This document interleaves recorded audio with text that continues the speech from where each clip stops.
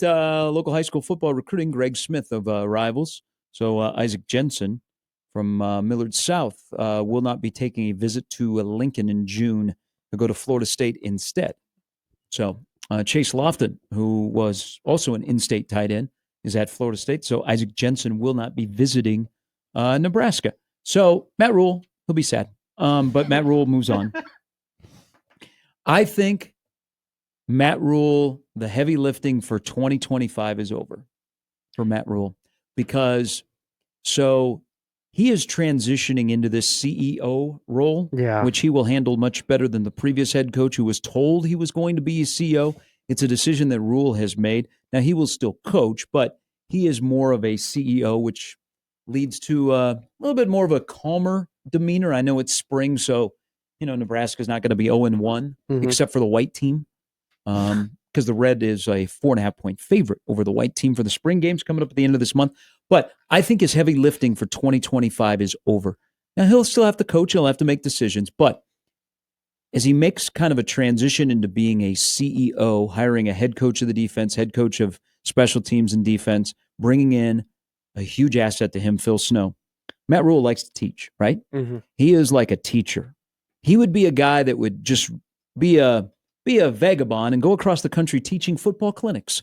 He would drive an RV and he would just stop in outposts and he would coach football. He would teach football. He would teach football to the locals. And then you know what? One thing I've gotten from him in 3 years now is he likes to teach football, but he likes to teach coaches who then teach players. Yeah. Not that he doesn't like the one-on-one with players because he'll always have that and he still will do that.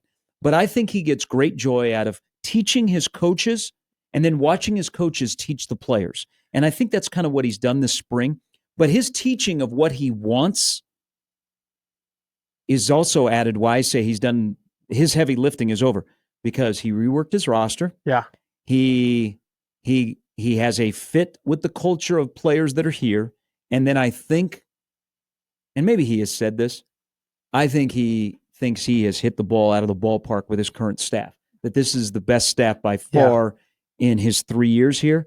So his lifting is over, and now he can just sit back and see where this goes. He made a lot of interesting comments that alluded to a lot of what you're talking about, right?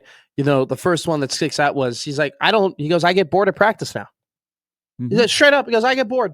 Right? We have so many great coaches teaching so many things. Like, what am I going to do? Bump in and try and teach this guy or tell this guy to do something differently? He's so good at his job that I know that we're going to be okay. And then he made another comment where he said, we've put in a lot of work in the last 2 years. And he kind of said it a little exasperated, as if not that the work is done, but they're kind of finished laying the groundwork, right? Like you mentioned, they've built the culture, they've hired the coaches, they've brought in the talent. He doesn't, it's there, like it's there. And then he's also said, kind of exasperated as well, we're a good team. Like, we're just a good team. Like, we are a good team because we've built this and we've put in this work and we know where we're at. And then in a response to a question I asked him, he was just like, yeah, I find myself doing a lot of this like recruiting stuff now. I'm like doing like less X's and O's and like more off the field. He's working work, a lot more with Pat Stewart. Yeah. And actually building the team and kind of managing the program when it goes through this kind of, changing time in college football. And so I think it's very interesting to see the different coach and the evolution of what Matt Rhule has been from when he started here at this program to where he is now, because he has, what do we call him before he got here? A program builder. He has built something. Whether or not that something will lead to wins, we're still building. Still building. There's still, but the parts are there, right? Yeah, still building. Not a finished product. Still building. Oh, for sure.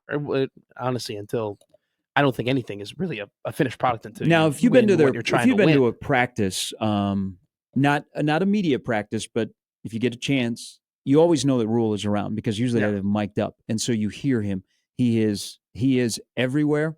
I just think he's in a good spot.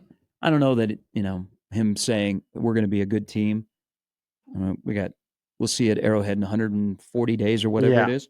But when I asked that question to Evan, his conviction when he said it was different from when he said it in Indianapolis. So I think he likes his collection of talent, and I'm curious to see how it all falls together. And of course, they got to win football games, and they got to figure out what their defensive line looks like, their offensive line. But to me, his 2025, he's done the heavy lifting. Now he's going to sit back and see where this goes. And unlike Scott, who as a CEO, when you would see him in practice and he didn't know what to do, like Scott would stand like by the quarterbacks because that's usually where he did.